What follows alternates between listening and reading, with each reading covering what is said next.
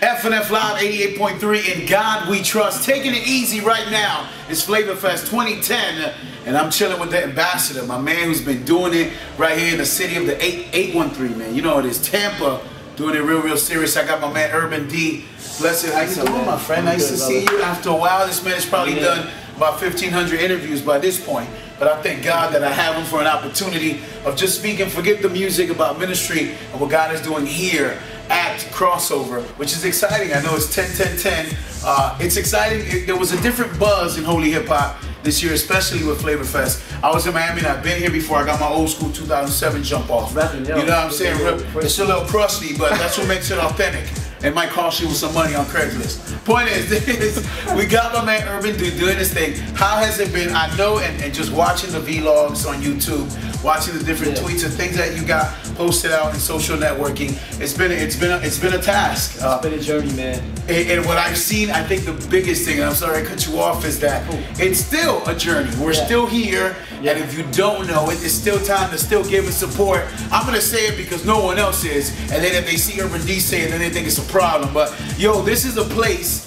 The most exciting part to me is if you've ever been to Flavor Fest before, you would understand we were up in there like sardine cans at the other church house. Like this, you were smelling other dude's breath and all. But it's amazing to come here. This is like a multiplex situation, real serious. I'm excited, man, because for so many ministers to be under one stage, a place that's able to facilitate their space abound up in this joint. Like, we're in a room right now that's just another room for many of what God has placed this man in his vision. And I just want you to talk about the new church, man, that God has implemented here in Tampa. Some people don't even know about it. I have family members that live here. Send them over. And they come to me and say, yo, so what happened to that church? I'm like, no, they sold the church. What are you talking about? And then I'll tell them the old Toys R Us spot or wherever, KB, what's the name of the giraffe? Jeffrey the Giraffe. They remember quickly, man. He's on the wall. Yeah, see, you see that? Covered him up. Yeah, so look, right now, how's it been, man? Give me some of the breakdown for people out there about the new Crossover Church. Well, like I said, man, it's been a journey. When you're doing urban ministry to a younger audience, most of our audience is under 40 years old that go to our church, but it's adults, you know, people in their 20s and 30s. We do have several people older than that, but it's a predominantly younger urban crowd. You know, it's not like we have a whole bunch of money, but we got a lot of vision. God's given us these dreams, and the church was growing, and people were coming in and building a relationship with Christ. And about 75% of our growth comes from people that weren't in church before at all, or they hadn't been in church since they were, you know, kids or whatever. They got burned out, where they thought it wasn't relevant. So what's happened here has been amazing. It's been true church growth, and the old campus was tight, it was small. We only could seat like 200. We took the chairs out, we could stand 500 maybe. And we had another stage in the skate park. And we just utilized every square inch of that space. But we were doing 3 services every Sunday. Had about 500 people coming every week, every Sunday. But we began to dream about, God, we know you have something bigger. A different location even, because we were back in the cut in this little neighborhood. The neighbors were complaining, we brought all this noise and traffic in. And we just had this dream to move to a main street where people could see us and we can make as much noise as we wanted and do Flavor Fest and not have to worry about the cops coming. And so, man, over the years there's been a few buildings we looked at, but when this one happened, God began to line everything up in 2008. But it was a journey. It was 21 months of negotiations with Toys R Us. Wow, to have this Jeffrey the Giraffe is an ugly dude, man. Yes. He's hardcore. But anyways, man, long story short, it's been such a stretch and a testing of our faith, but we're doing a series right now that we're ending tomorrow. It's called Victorious, and we've been victorious. We've been through the battle and we fought, and our people here, man, they have ownership. Our general contractors from our church, he's been living here the last 2 weeks in order for us to get this finished for this weekend.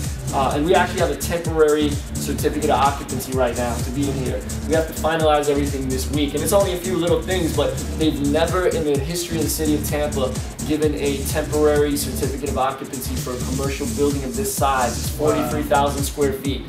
They've done it for maybe some smaller, but never anything this size. So it's truly been a miracle. It's been God.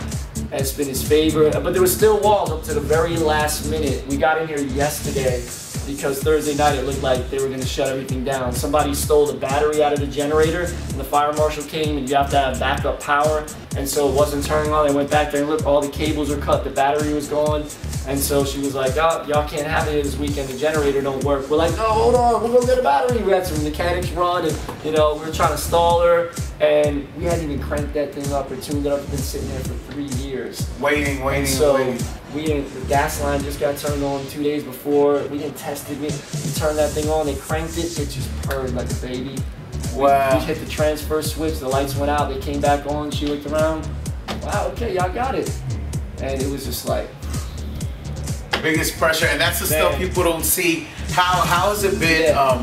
And the greatest, I think, my biggest encouraging word is just something so big is that there's not a grid or a format or something you can look at every day and say, well, this is what an urban church looks like in America. Because to be honest, glory to God, man, He's giving you something that's so different. To be in the United States, be here in Florida, be something so uniquely different and still be having it and transcending as the years go by. How has it been now? There's nothing to look at. It's just, it falls back on having favor on God and connecting with Him in ways that only you can, and knowing that the Father has placed a vision in your heart. How is it now going forward in 2011 with crossover? Some of the things are changing to transcend with the church. Yeah, we're excited because now in this space, the dream can be so much bigger. We can reach so many more people. The old auditorium sat 200 people. This place seats 800. Wow. Plus we have a gym, plus we have a whole kids wing, plus there's all this space, a huge indoor lobby, and so we're still going to keep doing 3 services. People are like, oh, you're going to just do one now? No, because we want to reach people that are in each demographic of that time. We do 2 morning services and we do an evening service. All 3 the same, but they each reach a totally different crowd, a totally different demographic. So we're not like, okay, now we settle, we're going to keep pushing forward. Our dream even beyond that is, well, what if you pack this out and you're going to get a bigger place? The dream beyond that is probably to plant other campuses. And so that's the dream, other campuses around the Tampa Bay area and places that are like 30 minutes away, far enough away that we have a lot of people coming from a distance here, so if they want to invite their friend, their co-worker, their neighbor, they may come and love it, but are they going to make the commitment to drive 30, 40 minutes each way, each week? A lot of them aren't. So we're going to continue to dream. We're not going to settle. There's no reason to settle. We're believers, and we're supposed to keep pushing forward to what God has next. So we're always going to be about what's next, but at the same time being grateful and having gratitude for what God's blessed us with, because it's absolutely a miracle. But we're going to keep pushing forward, and now we can be a model on a large scale for young urban churches to look at. That's what everybody's been saying this weekend at Flavor Fest. Like, wow. Some people are telling me like, wow, y'all are like the mega church of young urban church. I'm like, I don't know about all that, but it is a really big space where people can look at it and say, wow, we can do this. Because a lot of us are wondering, like, we go to the suburban church and say, wow, look how they got it hooked up. Look at the resources that, but God has done it now with a church in the same type of young demographic, multicultural, multi-ethnic, and it can be done, man. How does it look?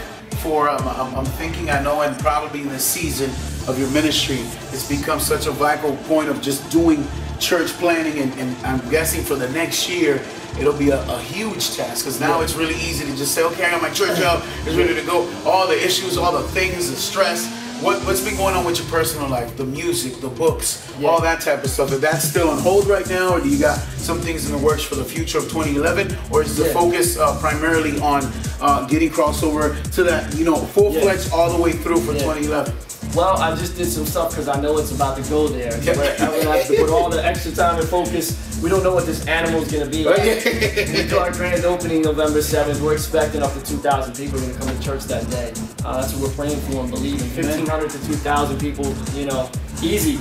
And so we're like, that's going to be an animal. Like, what are we going to do when the church doubles or triples, overnight? Are we ready for that? And we all kind of don't know, because like you said, there's no real model to look at on this grid. and we're trying to reach and grab from anybody. I'm learning from a lot of the churches and mentors, and you know, I'm learning a lot, but it's different demographics or different contexts at the same time. So a lot of it is just like, okay, Lord. So I've been trying to, you know, the creative side of me, get some stuff pumped out while I can, because I know it's about to get hectic. Wow. So just came out with a new album. Okay. It's called Unheard. Did a couple new songs tonight from it. Officially comes out November 7th, which is the grand opening day of this. Wow. And you know, I'll hook you up with some tracks. That's it. I appreciate that. 6 new tracks, okay, and then 12 previously unheard tracks, pretty much because they were on underground projects. Is this some of the last things? We don't even know that, because I just look. It's night. Music is amazing, but it can never accomplish. This is me, and I'm not even you. Yeah. Like, to just envision and say, wow, Lord, for you to envision this. Imagine, Urban, and we're sitting here talking when you first started Crossover. Yeah. How small it was, how miniature it was, how that few people would show up, you wouldn't really know. But God has taken that baby and grown into what it is now. Yeah. Just on that, no album can give you that kind of satisfaction that only God can do. And then to see it in 2011, I mean, if I look at it, if it's gonna hinder me doing some music beyond getting my church to grow, forget that crap. I know that you and I both understand that. It's exciting, man. I'm praying for you, and I want people to understand to not just speak about it, but be about it and support my man. Go to the website. What's the website? I know people still, this is not cheap, young people, and people talk about urban ministry, but very few actually support it. And I'm real with my man, because even I'm on an FM station in Miami, and only God's grace keeps me there, paid and being a full-time employee, having total freedom to do something in a city that's real crazy. But I thank God for that. So I need people to understand, where can they go check out the website? I know there's a donation tab on the bottom, and understand me, when I got into this, he didn't tell me to this is what I feel in my heart to understand. Be clear, because we're quick to push a CD and talk about but to support something that really, because there's people here that love the fact that they can bring their kids to a spot like this and be edified, you know what I'm saying, beyond just music, get some tracks, get some stuff that they can take with them. And that's what it's about. This whole weekend I've understood that God has won nothing but golden nuggets for us to leave with. Not talk about the bitterness and talk about the things that hinder us in ministry, but understand that God has a purpose. So I want people to understand, where can they go on the website, all the good stuff to still support. This Crossover needs it. This started now. Yo, we gotta pay. An animal like this is not a joke, and especially to pull. I think the biggest thing that I've understood and understanding the demographic of people that we deal with is they're not as supportive. On the secular side, they'll buy and spend cash left and right, and when they're not trained early, if they're not known on how they're supposed to give their 10% and it's really support the church, it could go haywire fast. But thank God for his vision. Thank God for implementing mentorship early and understanding that. So I want people to know, man, the website information, how they can still support Crossover. Well, the website's real easy. It's crossoverchurch.org, crossoverchurch.org. You can watch videos on there with our YouTube. You can read the blogs. You can watch services. We stream live every Sunday night at 7 p.m. We're streaming Flavorfest live. Some of that's going to probably be in the archives. And yeah, like my man Jay Blaze said, man, this is a huge step of faith for us. And we're in now, but we still owe actually a lot of money to some of the contractors, because they gave us grace, because they wanted to help us finish this too. And they helped us save a lot of money, but we still owe quite a bit of money, and there's still a lot of things that still need to be finished and fixed up. And we know God's going to do it, but this has been a project that so many people from all over the country have been giving to and a part of. A lot of our church, they've owned it, but even beyond that, there's been a lot of people giving. It's been maybe 10 bucks here, 20 bucks here, 100 bucks here, but it all adds up and it all counts. And if God puts in your heart to support and give something, man, be part of the miracle and come see us, man. This is our church. It's for God's glory. Mira, y al final lo digo en español, apoyen a Mamé Urban D aquí en Tampa, Florida. Están haciendo ministerio para los jóvenes que están afuera. Go chequeate la página. What is it again? Crossoverchurch.org. Ya lo sabe, apóyamelo, Urban D aquí en Tampa, Florida. FNF Live 88.3. In God we trust.